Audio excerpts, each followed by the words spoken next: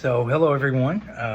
My name is Jonathan Hale, and I am going to be sharing my testimony through the process of crisis conversion converts as provided in the handout, an article, Faith Sharing in 3 Chapters. Now, just to briefly break down this crisis conversion converts process, I'm going to highlight 3 specific timelines in my own life and in my testimony. And as outlined in the handout, number 1, I will be going into my life before I encountered Christ, and just what that looked like. Number 2, I'm going to highlight how I met Christ and what that looked like in my life. And number 3, I'm going to be sharing my life since meeting Christ. And just quickly, I think that this process, while not the only route, it's most applicable to my life, as I didn't have the other method that's shared here for us tends toward the person who had the relational, growing up in an environment of Christianity, which is just not true for my testimony, which I don't, I think we all have our own unique paths that we were called to God, and I think that they're all beautiful in and of themselves.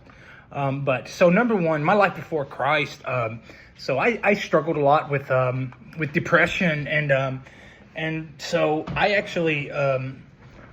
And so I actually, while having some interaction with the church at an early age, I did not grow up in an environment where I was seeing that modeled on a regular basis, seeing that Christ-likeness modeled on a regular basis. And so my life before Christ was, and I guess, I don't know if pagan is too harsh of a word, but truly that's what I think it boils down to.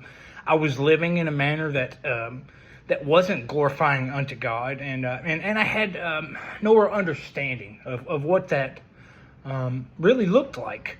And so my life before Christ was I think highlighted by an emptiness that I think only God can fill. And so I was I met Christ. What I believe, while having a basic knowledge of who Christ was and what he was capable of, I didn't really see it or maybe necessarily fully believe it until it happened in my life. And so I met Christ, I believe, when I was overseas serving with the military, and it was just in, I carried a Bible in my breast pocket of my ACUs, and being in the infantry, there were a lot of moments where I think fear and also that bleak understanding of my mortality became present, and like really was highlighted in the instances that I was forced that I was forced to engage in while being in combat. And so it was, I think, a lot of this facing my mortality, and maybe this somewhat this aspect of fear of death and what lies beyond, that is what, that's where I met Christ. That's where I started studying his word, and it, that's where I was really first became interested. And it was, maybe a couple of years even after that I believe I actually was drawn into a deep relationship with Christ. But I think that first real inkling of having a desire to know him happened a few years earlier before it actually happened. And so my life since meeting Christ, I'm just realizing my time is running quickly short. And so my life since meeting Christ, it's just been tremendously different. My desires have changed, truly. And it was like once God really set into my life, or really, I would say, grabbed hold of me, honestly, my desires have changed, and what I long for. And I think that there's a consistent dying to self, I think, that happens not just once. And I don't believe that the salvation process is just a one thing, but it's an ever ongoing thing. We are constantly be drawing into the likeness of Christ. And so I've seen that in my life as I'm able to sit back and look back, I'm able to see those instances where God was shaping and molding me.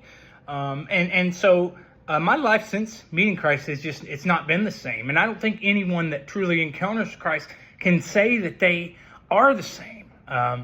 And so, I will go ahead and wrap this up. I'm over my 5 minutes, but I just, I'm grateful for this process. This is actually seeing this into the different processes of breaking down my own testimony. It's actually been really helpful to see, to have this clear and concise and cut out. So I'm grateful for that. So thank you. I hope this has fulfilled the requirements, but also been maybe uplifting to you as well.